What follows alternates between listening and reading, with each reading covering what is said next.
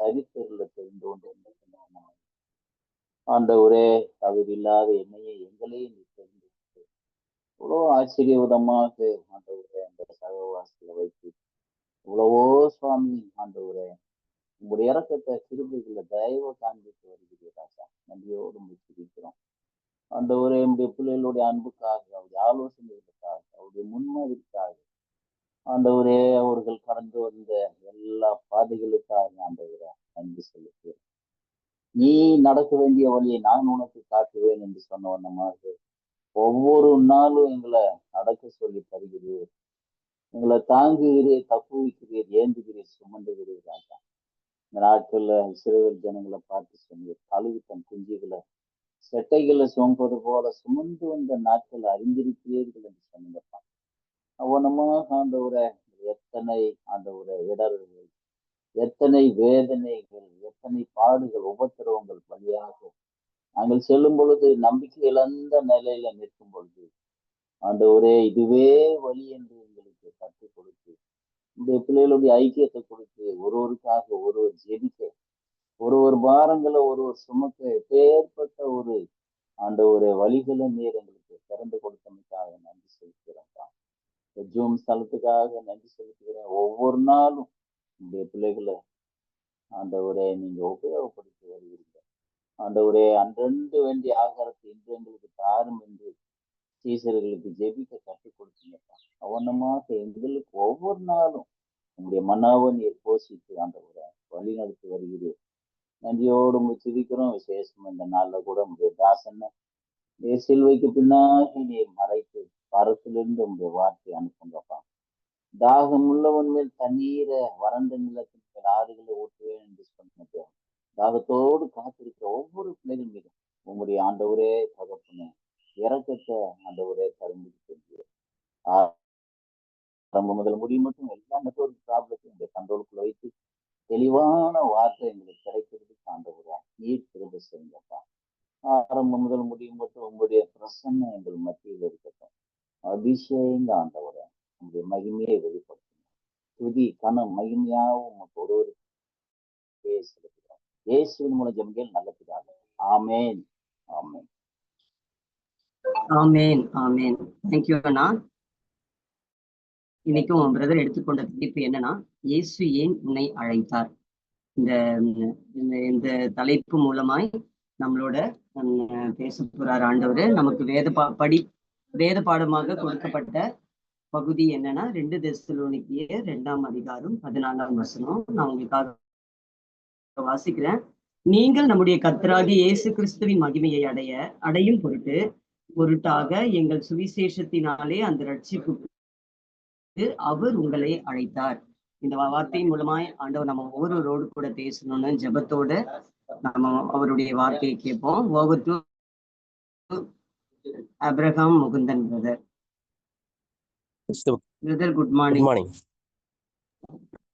கிறிஸ்துவுக்குள் பிரியமானவர்களே, உங்களை யாவரையும் அன்போடு அழைத்து இந்த காலை தியானத்தை நாம் ஜெபத்தோடு கூட நாம் ஆரம்பிக்கலாம்.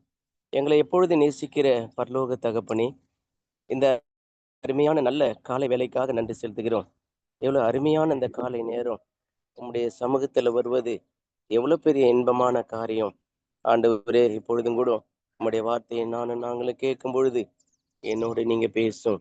முதலாவது பேசும், என்னை முற்றிலுமாக கழுவி என்னை சுத்திகரித்து ஆண்டவரே உம்முடைய வெளிச்சத்தை என்னிலிருந்து நீ வெளிப்படுத்துங்க தகப்பனே. கர்த்ததாமே பெரிய காரியங்களை செய்யும். ஆண்டவரே, நான் உங்களுக்கு நிற்பதற்கு முன்னாடி நிற்கிறதுக்கு நான் ஏமாத்துறேன் ஆண்டவரே. நான் ஒன்றுமே இல்லை.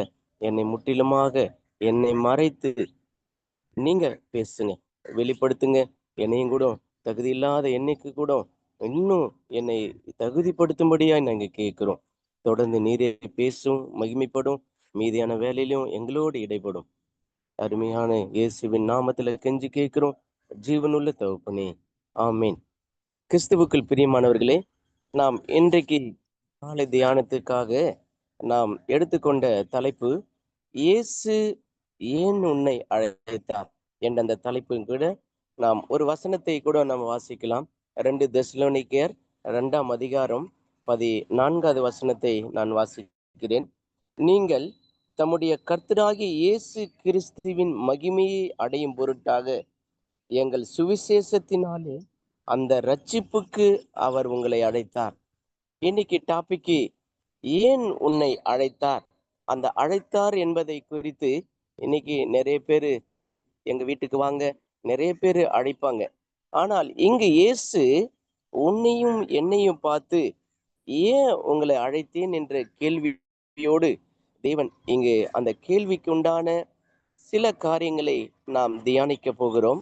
ஏன் அழைத்தார் என்ற தலைப்பின் கீழ் முதலாவது அந்த வசனத்தின் அடிப்பகுதியிலே தேவன் நமக்கு முதலாவது காரியத்தை அங்க வெளிப்படுத்தக்கூடியவராக இருக்கிறார்.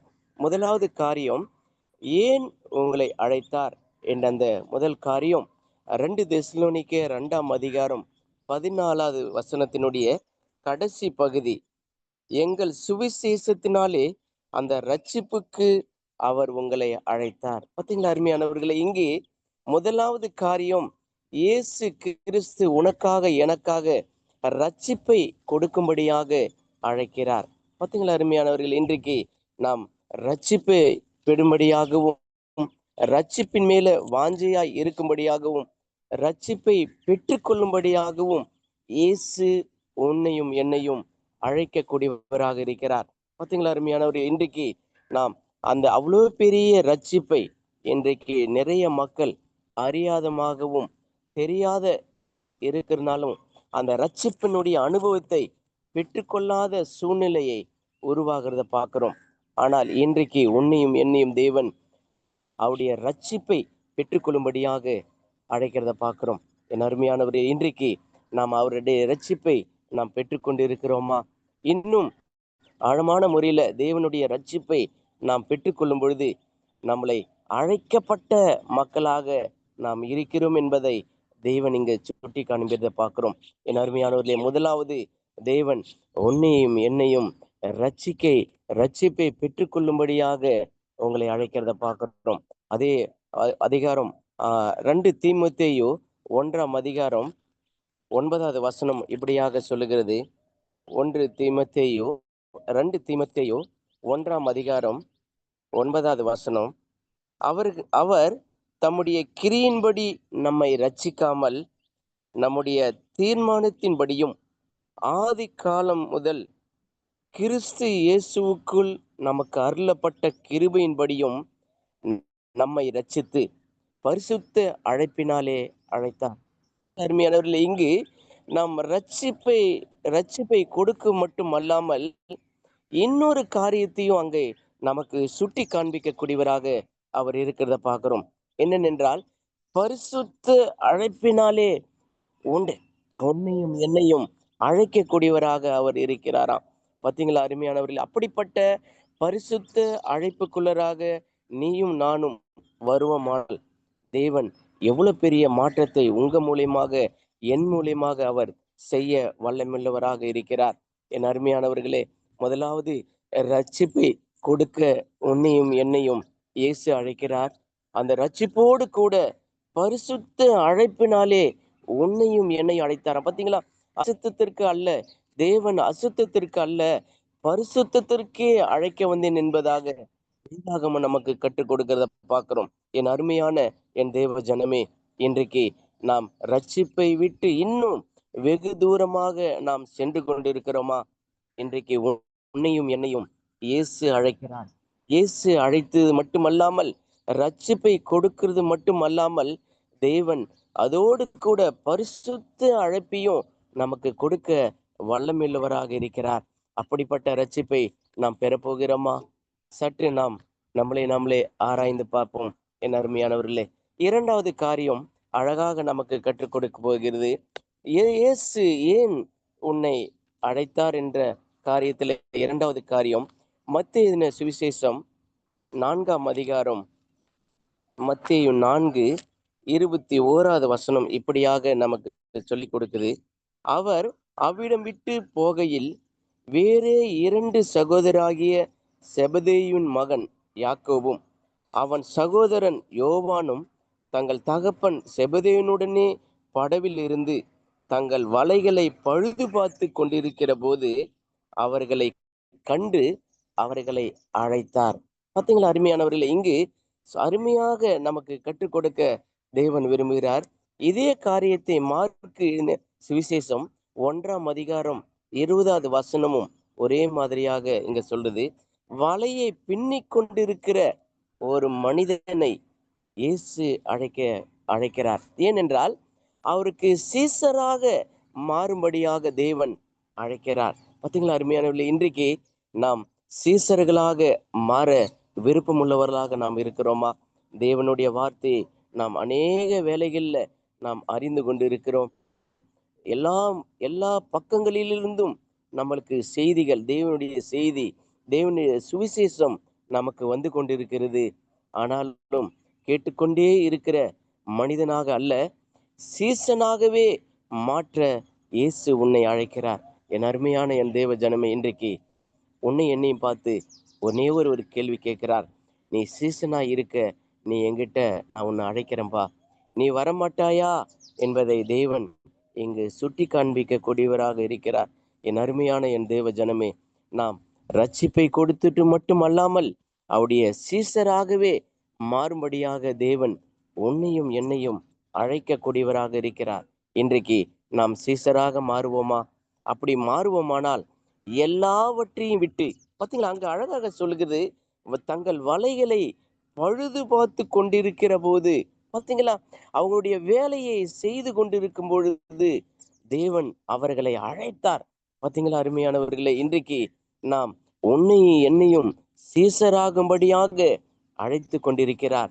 நாம் அவருக்கு சீசராக இருக்க போறோமா? நாம் ஆராய்ந்து பார்ப்போம். இன்றைக்கு நாம் சில வேளைகள்ல நான் கேள்விப்பட்டது உண்டு, பீலா கார்டன்ல அநேக பைபிள் காலேஜில் அநேக ஆந்திரா மக்கள் அதிகமாக உள்ளாங்க. தமிழ்நாடுல உள்ள மக்கள் இன்றைக்கு அநேகர் இல்லை என்பதை வருத்தத்தோடு கேள்விப்பட்டதை நான் பார்த்திருக்கிற அருமையானவர்களே. இன்றைக்கு தேவன் அழகாக உன்னையும் என்னையும் பார்த்து, நீ சீசனா இருக்க விரும்புறியா என்று கேட்கிறார்.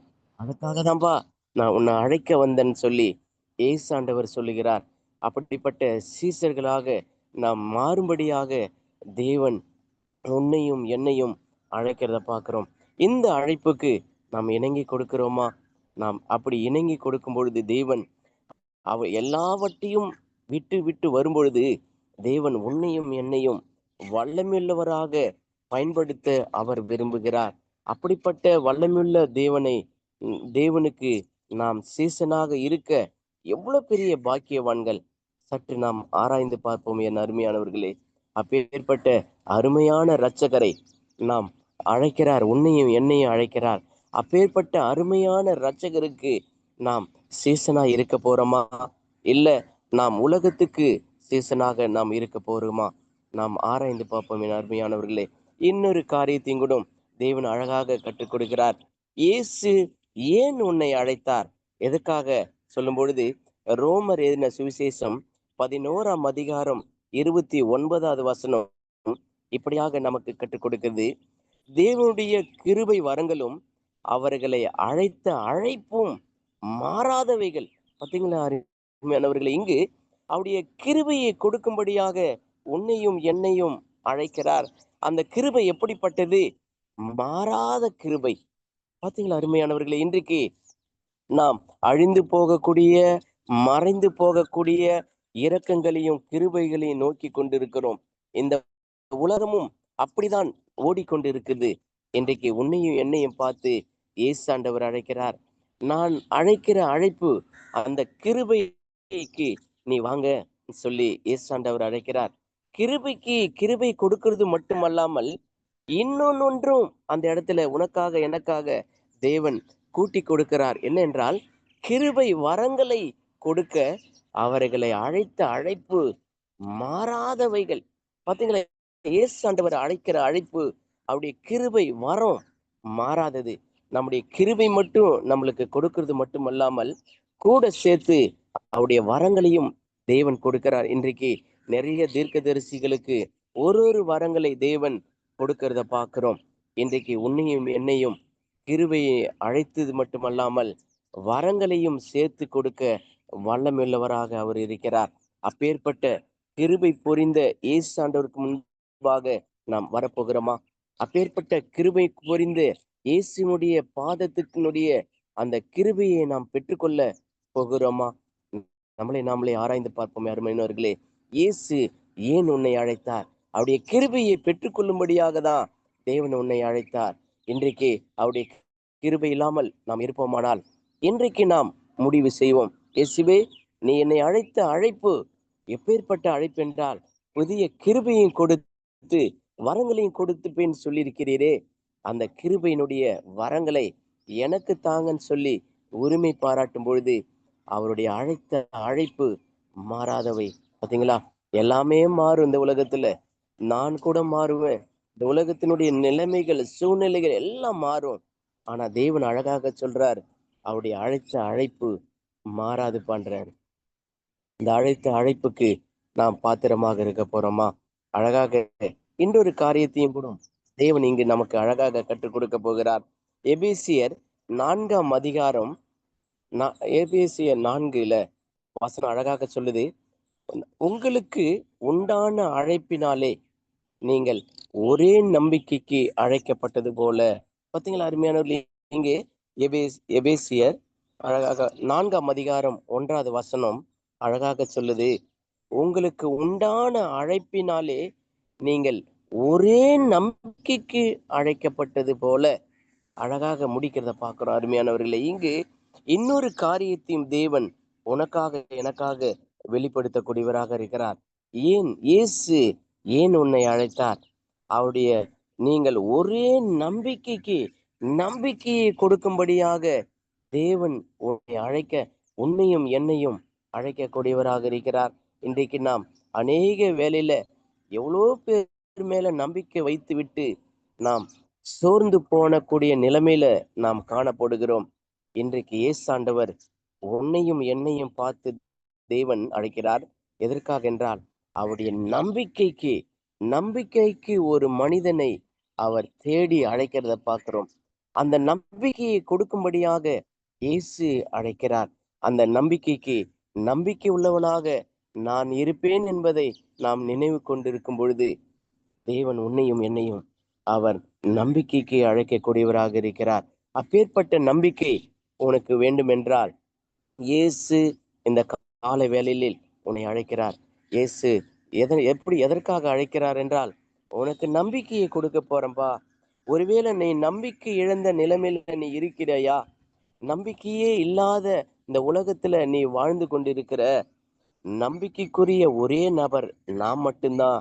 அதனால ஒரே நம்பிக்கைக்கு நான் உன்னை அழைக்கிறேன்பா, நீ என்கிட்ட வரமாட்டாயா என்று அவர் ஏங்கி கொண்டிருக்கிறார்.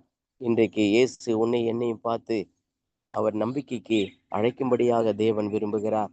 அப்பேற்பட்ட நம்பிக்கையினுடைய அந்த நாயகனுக்கு முன்பாக நாம் வருவோமா? சற்று நாம் ஆராய்ந்து பார்ப்போம். நம்பதியானவர்களே, தேவன் இன்னொரு காரியத்தையும் கூட நமக்கு எதற்காக இயேசு ஏன் உன்னை அழைத்தார் என்ற அந்த தலைப்பின் கீழ் இன்னொரு காரியத்தையும் கூட தேவன் அழகாக இங்க வெளிப்படுத்த விரும்புகிறார். 2 தெசலோனிக்கேயர் 1ஆம் அதிகாரம் 12வது வசனம் கூட அழகாக இப்படி சொல்றத பார்க்கிறோம். நம்முடைய தேவன் உங்களை தமது அழைப்புக்கு பாத்திரராகவும், அதுவே போது அருமையானவர்களே.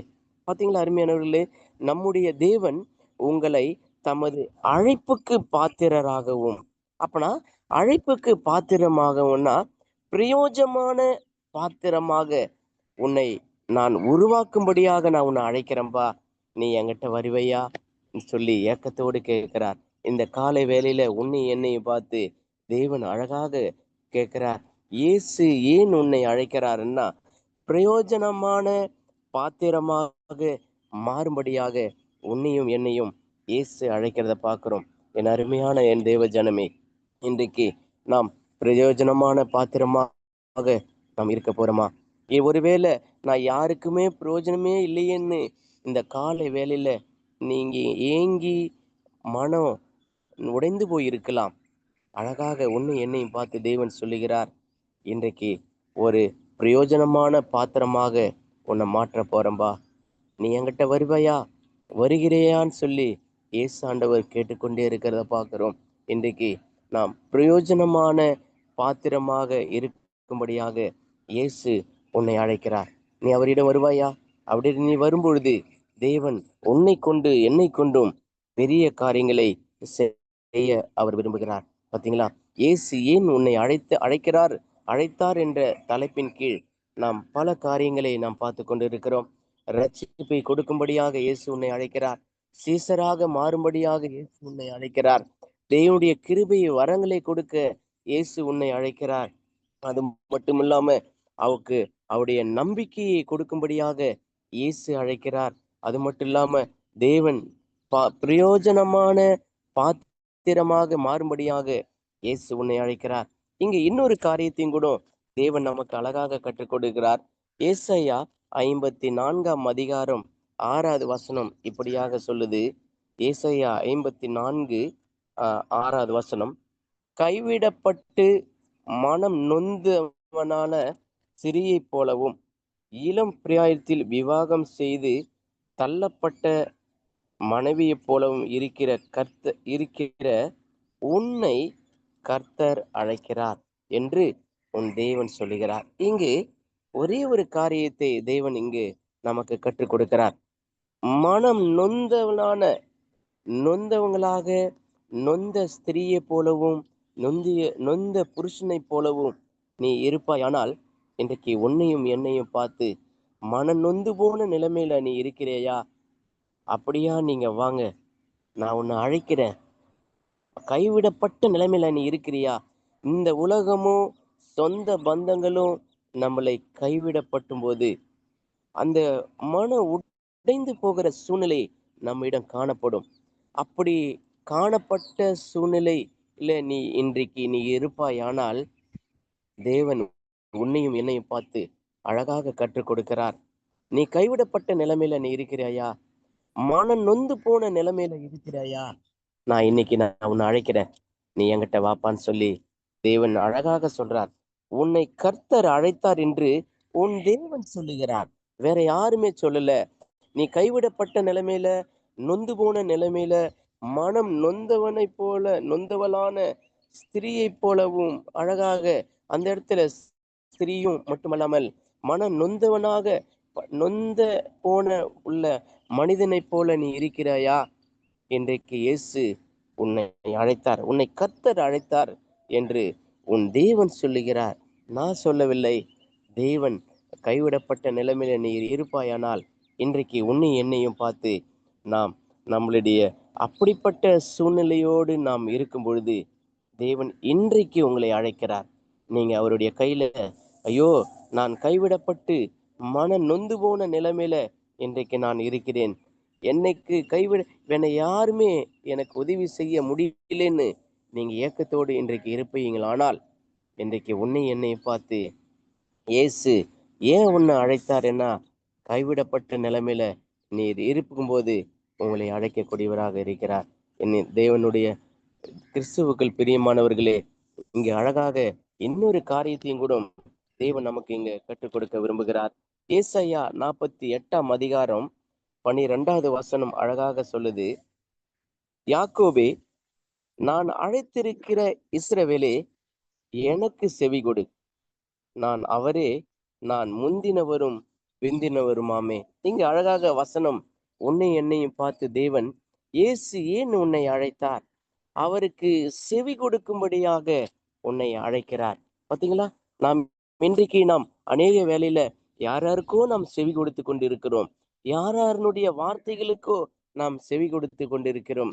இன்றைக்கு உன்னை என்னையும் பார்த்து யாக்கோவே, அந்த இடத்துல உங்களுடைய பேரை என்னுடைய பேரை போட்டு நாம் வாசிக்கும் பொழுது தேவன் அழகாக உன்னை என்ன நம்மளுடைய ஒவ்வொரு பேரையும் போட்டு அந்த இடத்துல நீங்க வாசிப்பீங்களானால், நான் அழைத்திருக்கிற இஸ்ரவேலே என்ற இடத்துல உங்க பேரை போட்டு நீங்க வாசிப்பீங்களானால் தேவன் எனக்கு செவியோடு அதுக்காக தான் நான் உன்னை அழைச்சிருக்கிறேன் பண்றாரு. பாத்தீங்களா அருமையானவர்களே? இன்றைக்கு தேவன் உன்னையும் என்னையும் எதுக்காக என்னன்னா அவருக்கு செவி கொடுக்கிற கூடியவனாக நீ இருப்பாயானால் உன்னை இன்னைக்கு அழைக்கக்கூடியவராக இருக்கிறார். ஒருவேளை இவ்வளோ காலங்கள் அவருக்கு செவி கொடுக்காத காலங்கள் போகட்டும், இன்றைக்கு உன்னையும் என்னையும் பார்த்து தேவன் அழகாக கற்றுக் கொடுக்கிறார். நீ அவருக்கு செவி கொடுப்பாயா? அவருடைய செவி கொடுக்கும் பொழுது தேவன் அவருக்கு உகந்த மனிதனாக உங்களை மாற்ற அவர் விரும்புகிறார். பார்த்தீங்களா அருமையானவர்களே, தேவன் அழகாக இங்கு பல காரியங்களை நமக்கு கற்றுக்கொண்டிருக்கிறார். இன்னொரு காரியத்தையும் கூட தேவன் எதற்காக ஏன் உன்னை அழைத்தார் என்ற காரியத்தை இங்கு அழகாக சொல்லுகிறார். சங்கீதம் 147 அதிகாரம், சங்கீதம் 147 4வது வசனம் இப்படி அழகாக சொல்லுது. அவர் நட்சத்திரங்களின் லக்கத்தை எண்ணி அவைகளுக்கெல்லாம் பேரிட்டு அழைக்கிறார். இன்றைக்கு உங்களை என்னையும் பெயர் சொல்லி அழைக்கிறவராக அவர் இருக்கிறார். இன்றைக்கு ஐயோ என்ன அந்த உலகமே மறந்து போச்சு சொல்லி ஏக்கத்தோடு இருக்கலாம்.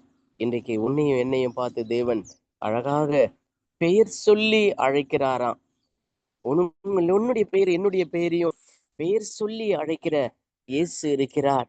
இன்றைக்கு நீ கலங்காதே என்பதாக தேவன் அழகாக சொல்லுகிறார். ஒருவேளை ஐயோ என் பேரை யாருமே விட்டு கூப்பிடலன்னு சொல்லி நீங்க ஏக்கத்தோடு இருக்கலாம்.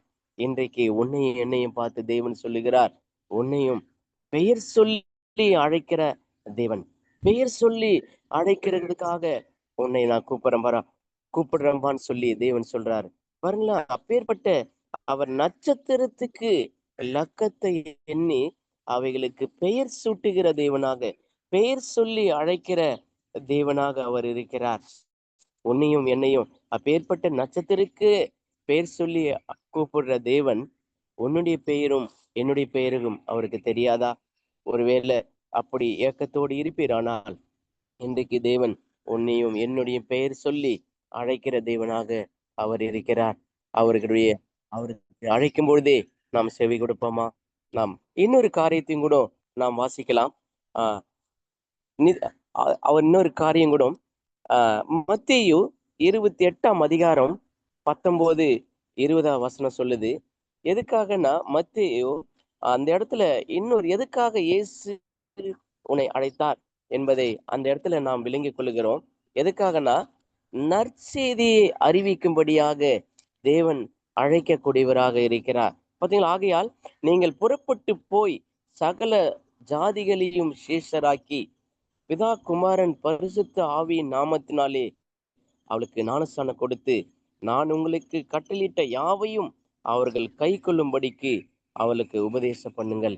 இந்த இடத்துல அழகாக உன்னையும் என்னையும் இயேசு ஏன் உன்னை அழைத்தார்? நற்செய்தியை அறிவிக்கும்படியாக உன்னையும் என்னையும் அழைக்கக்கூடியவராக இருக்கிறார். இன்றைக்கு நாம் எதையோ அறிவித்து கொண்டிருக்கிறோம். நம் வேலை செய்யற மத்தியில, நம்முடைய பள்ளிகளின் மத்தியில, நம்முடைய கல்லூரிகளின் மத்தியில நாம் எதையோ செய்தியை நாம் அறிவிக்கிறோம். நற்செய்தியை நாம் அறிவிக்கிறோமா? இன்றைக்கு அதற்காக தான் இயேசு உன்னை அழைத்தாராம்.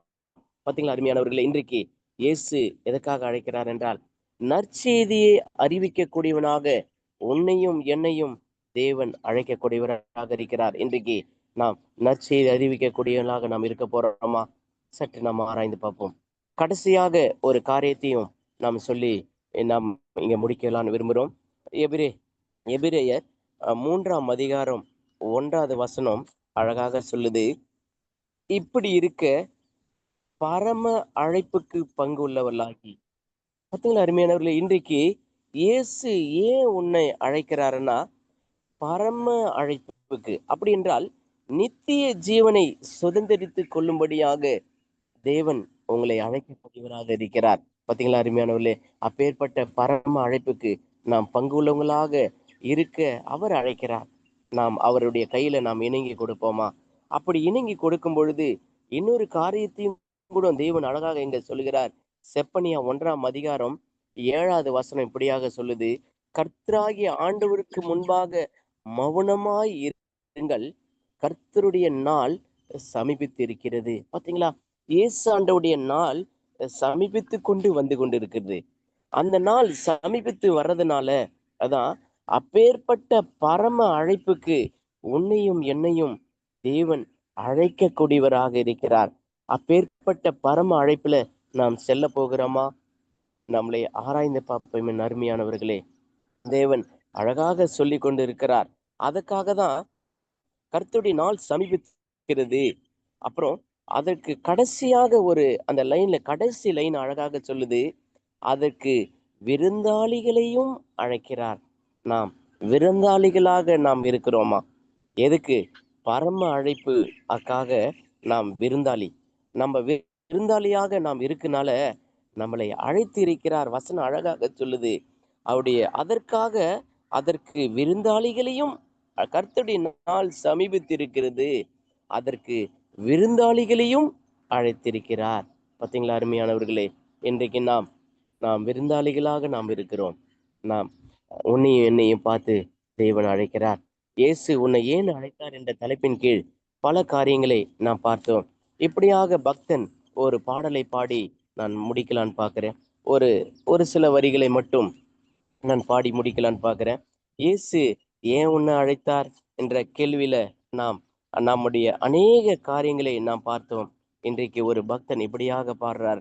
நீங்க எந்த நிலைமையில இருந்தாலும் கூட நான் உன்னை அழைக்கிற அந்த அழைப்புக்கு நீ புரிந்து கொள்ளு சொல்லி தேவன் சொல்லி கொடுத்து மட்டுமல்லாமல் இங்கு ஒரு பாடலையும் கூட உங்களுக்கு முன்னாடி, கருவறையில் என்னை அழைத்தது நீங்க தானப்பா, கருவறையில் என்னை அழைத்தது நீங்க தானப்பா, தனிமையிலே துணை நின்றவர் நீங்க ஏசப்பா, நான் உள்ளங்கையில் வரைந்து ஒரு தகப்பனை போல் சுமந்து மார்பினிலே என்னை நினைத்தது என்னை சொல்லுவே, தகப்பனே ஆராதனை, என் தந்தையே ஆராதனை, வியாதியின் நேரத்தில் துணையாயிருந்தீ,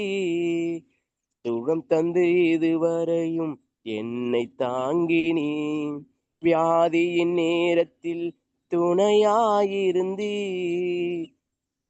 சுகம் தந்து இதுவரையும் என்னை தாங்கினீ, கண்ணீரோடு அழுத வேளையில், நான் கண்ணீரோடு அழுத வேளையில் ஒரு கரம்பற்றி துணையாயிருந்தீ, கரம்பற்றி துணையாயிருந்தீ, கருவறையில் என்னை அழைத்தது நீங்க தானப்பா, தனிமையிலே துணை நின்றவர் நீங்க ஏசப்பா, சோர்ந்திட்ட நேரம் எல்லாம் புதுவேலன் கொடுத்தி, சுகம் தந்து இதுவரையும் என்னை தாங்கினீ, ஒரு தாயை போல என்னை தேற்றினீ, ஒரு தகப்பனை போல் தோளின் மேல் சுமந்தி, ஒரு தாயை போல என்னை தேற்றினீ, ஒரு தகப்பனை போல் தோளில் சுமந்தி, ஒரு தகப்பனை போல் தோளில் சுமந்தி, கருவறையில் என்னை அழைத்தது நீங்க தானப்பா, தனிமையிலே துணை நின்றவர் நீங்க ஏசப்பா.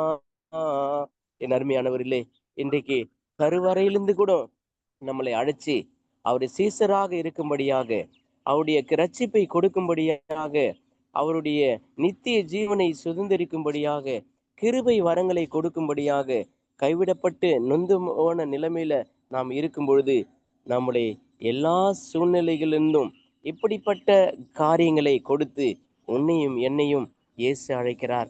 இன்றைக்கு நாம் அவருடைய கையில நாம் என்னெங்கி கொடுப்போமா? சற்று நம்முடைய இருதயங்களை ஆராய்ந்து பார்த்து நாம் ஜெபத்துக்கு கடந்து செல்லலாம், ஜெபிக்கலாம். எங்களை எப்பொழுது நேசிக்கிற பரம தகப்பனே, எங்களை இயேசு ஏன் அழைத்தார் என்ற தலைப்பின் கீழே பல காரியங்களை எங்களோடு நீங்க பேசியிருக்கிறீர். இதை எல்லாவற்றையும் நான் சுதந்திரித்து கொள்ள என்னை நீங்க முதலாவது உருவாக்கும். தொடர்ந்து நீரே பேசும், மகிமைப்படும். உம்முடைய வசனம் எல்லாருடைய உள்ளத்தில் அப்படியாய் கிரியை செய்து கொண்டே இருக்கட்டும். கர்த்ததாமே பெரிய காரியங்களை செய்யும். இவை எல்லாவற்றையும் பரிசுத்த இயேசுவின் பாதத்துல விழுந்து கெஞ்சி கேட்கிற ஜீவனுள்ள தகப்பனே. ஆமேன், ஆமேன், ஆமேன், ஆமேன், ஆமேன். தேங்க்யூ.